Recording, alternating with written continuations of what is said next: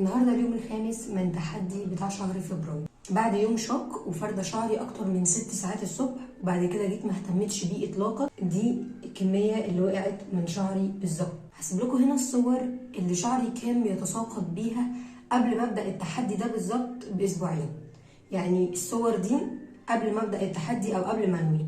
وللعلم بالشيء، انا قبل ما ابدا التحدي ده كان في 3 4 ايام كده كنت بجرب فيهم وبشوف هل انا هقدر استحمل كل الشروط اللي انا حطاها وهستمر عليها ولا لا. فكده تقريبا انا مثلا بادئه التحدي بقالي اكتر من 8 ايام، في منهم 5 معاكم بانتظام الحمد لله. دي الريزلت. اصلا معدل الشعر التساقط الطبيعي بيبقى حوالي من 100 ل 150 شعرايه على حسب اجهادنا شعرنا ازاي. فان الكميه دي تتساقط مني في يوم مرهق زي النهارده، صاحيه بدري ونازله في عز التلج وفارده شعري وقعدت بيه اكتر من 6 ساعات بره وما سرحتوش لما جيت ما اهتمتش بيه خالص. فجماعه التحدي ده جامد.